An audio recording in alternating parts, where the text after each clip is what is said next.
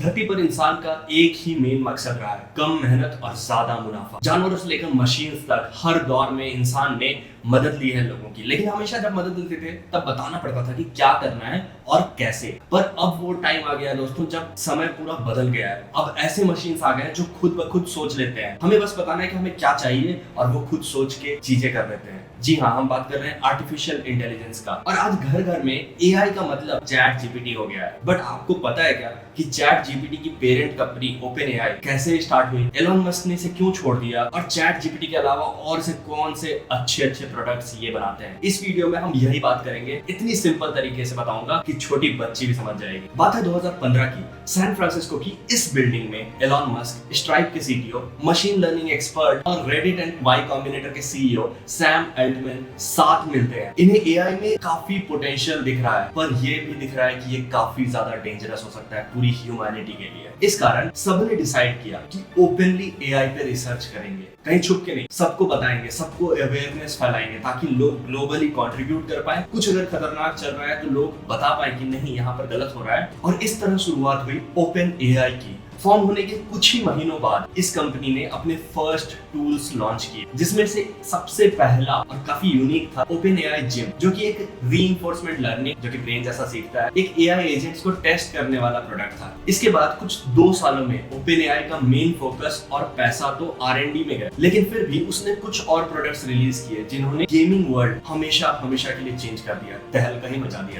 जैसे रोबोसुमो, gym retro, universe और Dota 2 AI bot. जहां तक यूनिवर्स एक सिंगल प्लेटफॉर्म पे एआई को ह्यूमन लाइक गेमिंग एक्शंस के लिए ट्रेन किया, वहीं डोटा 2 बॉट ने स्क्रैच से डोटा 2 गेम सीखा और दुनिया के सबसे बेस्ट ह्यूमंस को टक्कर दी। As the ancient will fall, and that is GG, game over. OpenAI taking game 2. कुछ ही समय में OpenAI के OpenAI 5 ने वर्ल्ड चैंपियंस को इस गेम में हरा दिया। साल 2018 में OpenAI ने डैक्टाइल नाम का एक एआई सिस्टम बनाया, जिसने अपने रोबोटिक हैंड्स के थ्रू वर्ल्ड में सबसे फास्टेस्ट रूबिक्स क्यूब, जो बिल्कुल ह्यूमंस की तरह सॉल्व करना स्टार्ट किया। साल 2018 में कंपनी ने improving language understanding by generative pre training नाम का एक पेपर पब्लिश किया, जिसमें इन्होंने पहली बार दुनिया के सामने जीपीटी का कॉन्सेप्ट रखा। जीपीटी और कुछ नहीं बल्कि न्यूरल नेटवर्क्स है, यानी ऐसे मशीन लर्निंग एल्गोरिदम्स और मॉडल्स जो कि ह्यूमन ब्रेन की तरह लेयर्स में सोचते हैं और उनके स्ट्रक्चर से इंस्पायर होते हैं। बहुत बड़े डेटा पे इसे ट्रेन किया जाता है। और इस पेपर की रिलीज के बाद इसी साल OpenAI ने GPT-1 लॉन्च किया, जो बुक कॉर्पस पे ट्रेंड था, जिसमें 7000 अनपब्लिश्ड बुक्स का डेटा था। उसके कुछ ही महीनों बाद फरवरी 2019 में GPT-2 भी पब्लिक में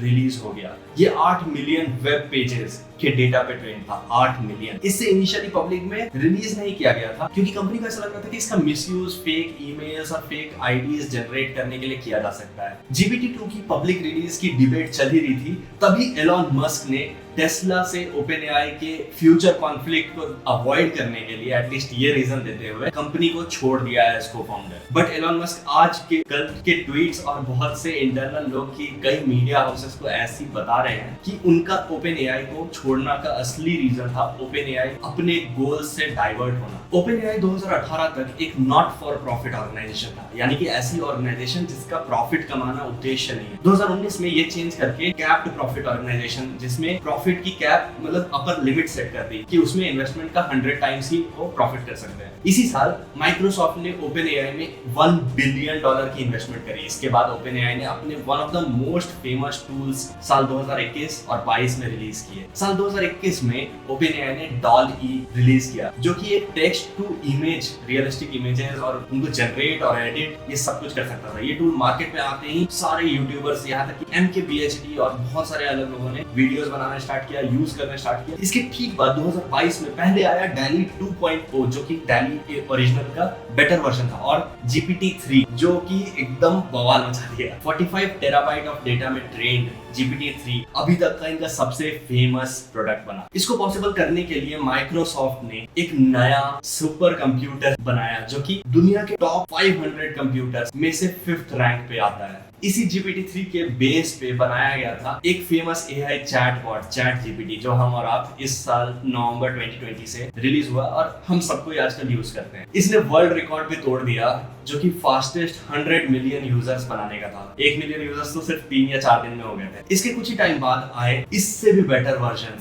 GPT 3.5 turbo, GPT 4 and GPT 3 और 4 बेस्ड है चैट जीपीटी पे, बट उन्हें और अच्छे डेटा पे ट्रेन किया गया है और रिफाइन किया गया है, उनका फाइन ट्यूनिंग किया गया है ताकि वो बेटर रिस्पॉन्सेस प्रोड्यूस कर पाए। लेकिन अब तक बहुत एक चीज कॉमन रही है कि ये सारे डेटा ऑफलाइन डेटा पे ट्रेन हुआ है। अब जा रहा है GPT 4 का प्लगइन जो कि इंटरनेट भी एक्सेस कर पाएगा। अब रिसेंटली माइक्रोसॉफ्ट ने GPT 4 की एक्सक्लूसिव एक्सेस के लिए $10 बिलियन पे किया। पर क्या माइक्रोसॉफ्ट से इतनी नजदीकी और इतने इन्वेस्टमेंट्स ओपन AI के लिए सही है? ओरिजिनल गोल तो उनका उल्टा था ना, अवेयरनेस और ओपन रखना। रिसेंटली स्टीव वॉजनियाक जो कि एप्पल के को-फाउंडर थे, एलॉन मस्क और ऐसे बहुत सारे बड़े AI रिसर्चर, CEOs और 50,000 लोगों ने एक ओपन लेटर साइन किया कि जो भी डेवलपमेंट हो रहा है, जो चैट GPT 5 आने का काफी ज्यादा हवा है मार्केट में, तो उसके डेवलपमेंट को रोक दिया जाए और सारा चीज पहले प्रॉपरली हम एक टाइमलाइन बनाए, एक गाइडलाइन बनाए,